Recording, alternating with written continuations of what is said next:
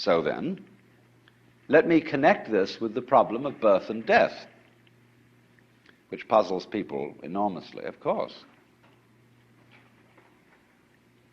Because in order to understand what the self is, you have to remember that it doesn't need to remember anything. Just like you don't need to know how you work your thyroid gland. So then, when you die, you're not going to have to put up with everlasting non-existence, because that's not an experience. A lot of people are afraid that when they die, they're going to be locked up in a dark room forever. And sort of undergo that.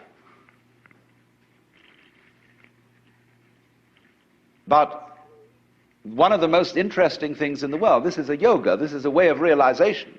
Try and imagine what it will be like to go to sleep and never wake up. Think about that. Children think about it. It's one of the great wonders of life. What will it be like to go to sleep and never wake up? And if you think long enough about that, something will happen to you. You will find out, among other things, that it'll pose the next question to you: what was it like to wake up after having never gone to sleep? That was when you were born. You see, you can't have an experience of nothing. Nature abhors a vacuum. So after you're dead, the only thing that can happen is the same experience, or the same sort of experience, as when you were born. In other words, we all know very well that after people die, other people are born. And they're all you. Only you can only experience it one at a time. Everybody is I. You all know you are you. And wheresoever beings exist throughout all galaxies, it doesn't make any difference. You are all of them. And when they come into being, that's you coming into being. You know that very well. Only you don't have to remember the past in the same way you don't have to think about how you work your thyroid gland or whatever else it is in your organism. You don't have to know how to shine the sun. You just do it. Like you breathe. Doesn't it really astonish you that you are this fantastically complex thing? And that you're doing all of this and you never had any education in how to do it? You never learned, but you're this miracle?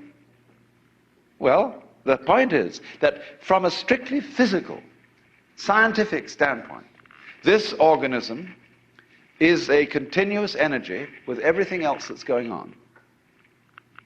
And if I am my foot, I am the sun. Only we've got this little partial view, we've got the idea that no, I'm just something in this body, the ego. That's a joke. The ego is nothing other than the focus of conscious attention. It's like a radar on a ship. The radar on a ship is a troubleshooter. Is there anything in the way? And conscious attention is a designed function of the brain to scan the environment, like a radar does, and note for any trouble-making changes.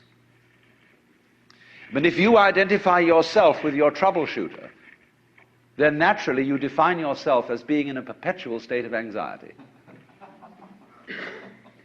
And the moment we cease to identify with the ego and become aware that we are the whole organism, you realize as the first thing how harmonious it all is. Because your organism is a miracle of harmony. All this thing functioning together. Even those corpuscles and creatures that are fighting each other in the bloodstream and eating each other up. If they weren't doing that, you wouldn't be healthy. So what is discord at one level of your being is harmony at a higher level. And you begin to realize that, and you begin to be aware too that the discords of your life and the discords of people's life, which are a fight at one level, at a higher level of the universe, are healthy and harmonious. And you suddenly realize that everything that you are and do is at that level as magnificent and as free of any blemish as the patterns in waves, the markings in marble, the way a cat moves, and that this world is really okay and can't be anything else, because otherwise it couldn't exist. But the reality underneath physical existence, or which really is physical existence, because in my philosophy there's no difference between the physical and the spiritual. These are absolutely out-of-date categories. It's all process. It isn't stuff on the one hand and form on the other. It is pattern. Life is pattern. It is a dance of energy. So I will never invoke spooky knowledge. That is to say that I've had a private revelation, or that I have sensory vibrations going on a plane which you don't have. Everything is standing right out in the open. And it's just a question of how you look at it. So you do discover, when you realize this, the most extraordinary thing to me that I never cease to be flabbergasted at whenever it happens to me.